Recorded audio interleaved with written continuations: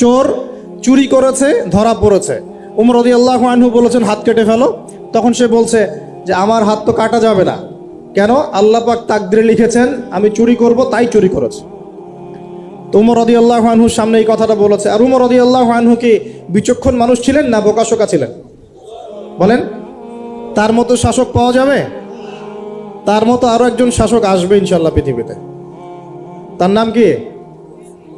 নবী ঈসা আলাইহিস সালাম, ইনশাআল্লাহ তাআলা। এবং তার আগে আরো একজন ইমাম আসবেন। তার নাম কি? তার নাম হচ্ছে মুহাম্মদ। কি নাম? তার নাম মুহাম্মদ, তার উপাধি হচ্ছে মাহদি। কখন আসবেন? যখন পৃথিবীতে যুদ্ধ বিগ্রহ ছড়িয়ে পড়বে, ব্যাপক আকারে মালহামা চলবে, তখন আসবেন। কাদের পক্ষে আসবেন? মুসলিমদের পক্ষে। কি উদ্দেশ্যে আসবেন? সারা বিশ্বে জুলুম তুলে ফেলার জন্য। এবং আরেকটা কি উদ্দেশ্য? ওই জেরুজালেম উদ্ধার করার জন্য। কোন জেরুজালেম? যেটা এখন ইহুদিরা দখল করে আছে। চারপাশে আরবরা, মাঝখানে ও কেমন করে দখল করে আছে? আরবদেরকে হাতের মুঠোয় নিয়ে নিয়েছে। এই কারণে মুনাফিকদের উপর টিকে আছে সে, এবং তার পশ্চিমা মিত্রদের উপর টিকে আছে। ঈসা আলাইহিস সালাম কেন আসবেন? এই জায়গাটা পুনরুদ্ধার করার জন্য। ঈসা আলাইহিস সালাম কি পরাজিত হবেন না বিজয়ী হবেন? কত বছর বিশ্ব শাসন করবেন? 40 বছর। এগুলো হবে বিশ্বে, এগুলো হওয়া এখনো বাকি আছে। আরও কি হবে? মুসলিমরা কনস্ট্যান্টিনোপল আবার জয় করবে।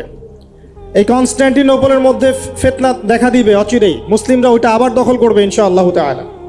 আরও কি হবে? বললাম ভূমিকম্পের বছরগুলো আসবে সামনে, এবং মুতায়নুন শাদীদ, মহামারীও আসবে। আরও কি? বড় বড় 3টা ভূমিকম্প বাকি আছে এখনো।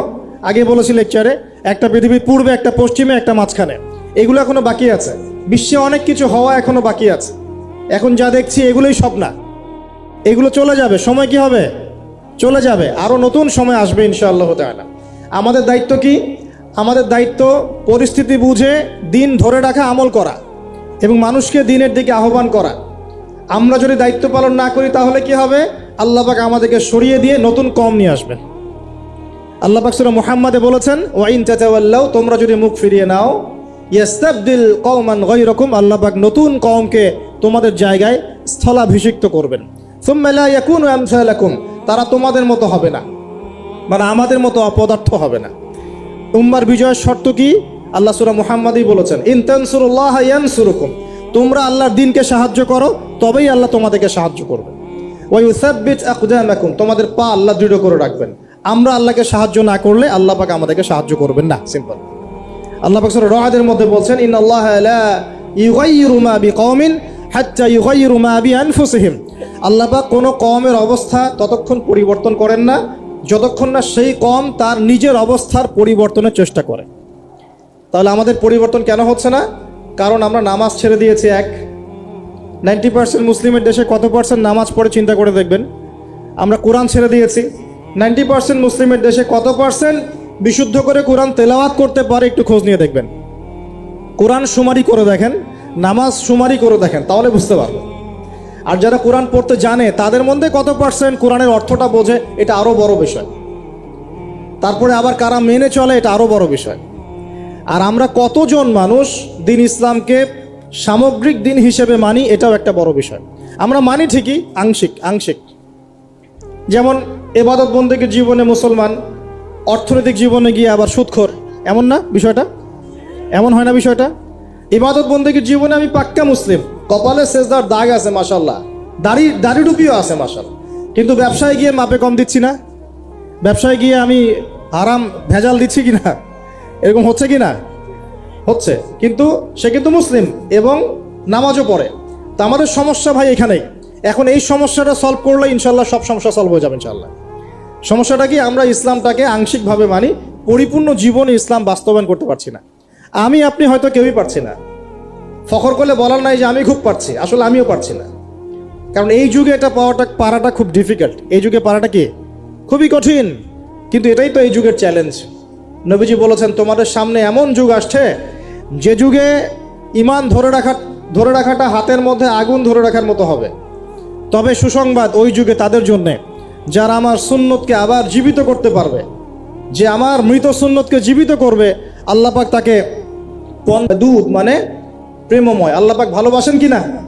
তাহলে এই পুরো মহাবিশ্ব সৃষ্টি করে আল্লাহ পাক কি মহাবিশ্বের মধ্যে ভালোবাসা ছড়িয়ে দেন নাই? আল্লাহ রাব্বুল আলামিন 6 দিনে মহাবিশ্ব সৃষ্টি করে মহাবিশ্বের সব জায়গায় যার যার কাজ তাকে বুঝিয়ে দিলেন। কোন গ্রহ কি কাজ করবে, কোন সৌরজগৎ কেমন করে চলবে, দুনিয়া কিভাবে ঘুরবে, সূর্য কিভাবে উঠবে, চাঁদ কিভাবে আসবে, কোন মাখলুক কি কাজ করবে, ফেরেশতাদের কাজ কি হবে, ইত্যাদি ইত্যাদি। আল্লাহ পাক সমস্ত কাজ বুঝিয়ে দিলেন। সূরা আলিফ লাম মিম সেজদা, হামিম সেজদার মধ্যে আছে, পড়ে দেখবেন। আল্লাহ পাক পুরো মহাবিশ্বের দায়িত্ব বন্টন করে দিলেন। এবার আল্লাহ রাব্বুল আলামিন কি করলেন শোনেন। আল্লাহ রাব্বুল আলামিন বলছেন, এই পুরো মাখলুক কায়নাত সৃষ্টি করার পর আল্লাহ পাক তার রহমতকে 100 ভাগে ভাগ করলেন। কত ভাগে? আল্লাহ পাকের দয়া, রহমত, ভালোবাসাকে 100 ভাগে ভাগ করলেন। ভাগ করে 1 ভাগ, মাত্র 1 ভাগ আল্লাহ পাক পুরো মহাবিশ্বে ছড়িয়ে দিলেন, বলেন সুবহানাল্লাহ। বাকি 99 ভাগ রহমত আল্লাহ পাক তার কাছে রাখলেন।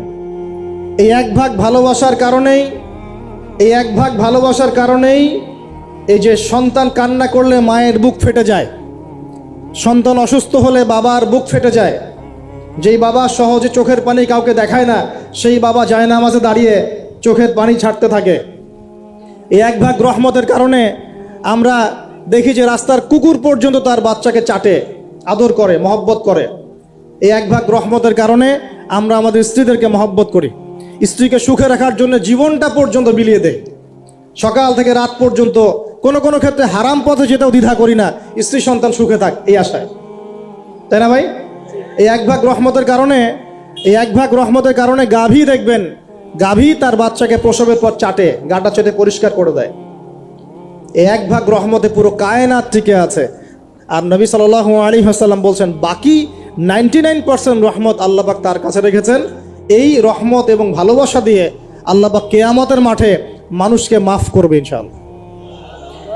তার মানে বলেন আল্লাহু আকবার। তার মানে আমরা আশা করতে পারি ইনশাআল্লাহ তাআলা আমরা আল্লাহর জান্নাত পাবো ইনশাআল্লাহ। পাবো কি না? শুধু একটা কাজ যদি উম্মত করতে পারে জান্নাত পাবে। বলে দিব কোনটা?